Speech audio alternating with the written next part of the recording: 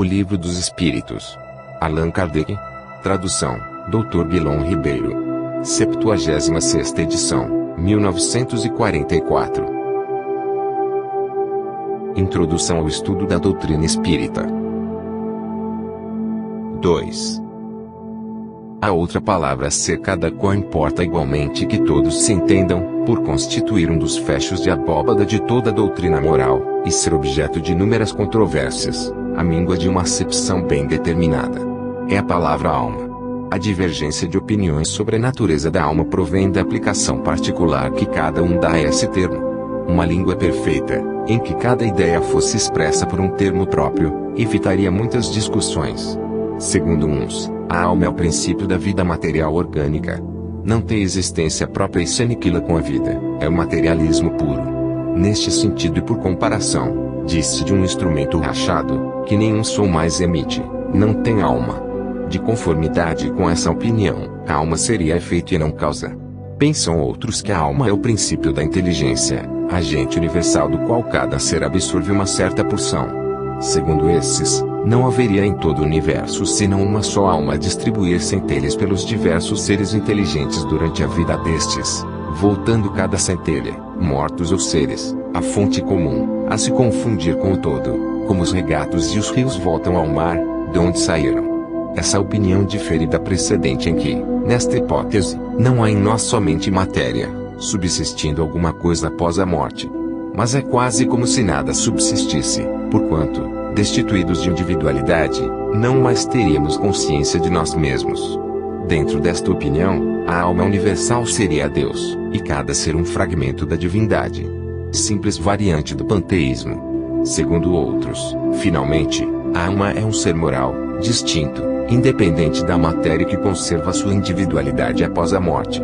Esta acepção é, sem contradita, a mais geral, porque, debaixo de um nome ou de outro, a ideia desse ser que sobrevive ao corpo se encontra, no estado de crença instintiva, não derivada de ensino, entre todos os povos, qualquer que seja o grau de civilização de cada um. Essa doutrina, segundo a qual a alma é causa e não efeito, é a dos espiritualistas. Sem discutir o mérito de tais opiniões e considerando apenas o lado linguístico da questão, diremos que estas três aplicações do termo alma correspondem a três ideias distintas, que demandariam, para serem expressas, três vocábulos diferentes. Aquela palavra tem, pois, tríplice acepção e cada um, do seu ponto de vista, pode com razão defini-la como faz. O mal está em a língua dispor somente de uma palavra para exprimir três ideias. A fim de evitar todo equívoco, seria necessário restringir-se à acepção do termo alma a uma daquelas ideias.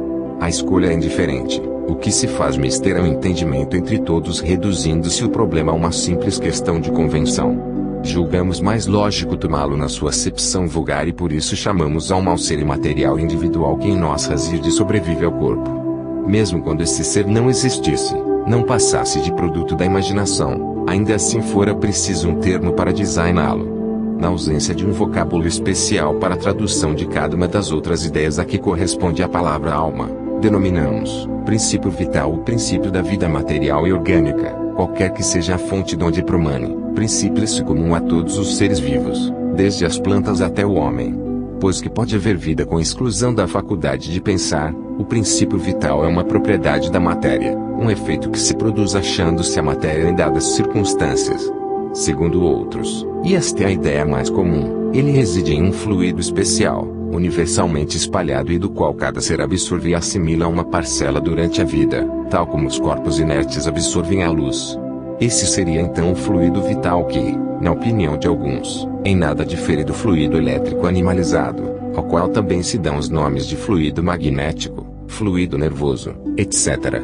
Seja como for, um fato há que ninguém ousaria contestar, pois que resulta da observação, é que os seres orgânicos têm em si uma forma íntima que determina o fenômeno da vida, enquanto essa força existe, que a vida material é comum a todos os seres orgânicos e independe da inteligência e do pensamento, que a inteligência e o pensamento são faculdades próprias de certas espécies orgânicas, finalmente, que entre as espécies orgânicas dotadas de inteligência e de pensamento há uma dotada também de um senso moral especial, que lhe dá incontestável superioridade sobre as outras, a espécie humana.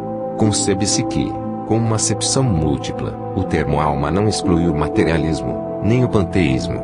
O próprio espiritualismo pode entender a alma de acordo com uma ou outra das duas primeiras definições, sem prejuízo do ser imaterial distinto, a que então dará um nome qualquer.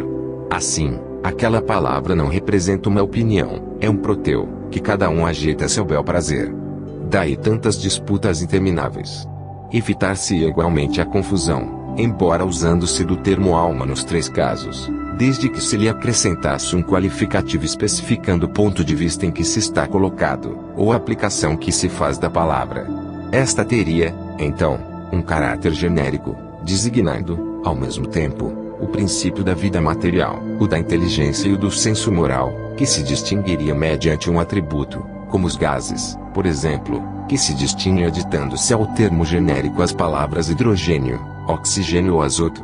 Poder-se-ia, assim dizer, e talvez fosse o melhor, a alma vital, indicando o princípio da vida material. A alma intelectual, o princípio da inteligência. E a alma espírita, o da nossa individualidade após a morte. Como se vê, tudo isto não passa de uma questão de palavras, mas questão muito importante quando se trata de nos fazermos entendidos.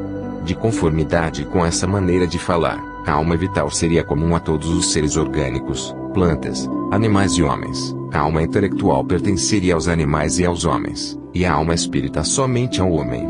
Julgamos dever insistir nestas explicações pela razão de que a doutrina espírita repousa naturalmente sobre a existência, em nós, de um ser independente da matéria e que sobrevive ao corpo.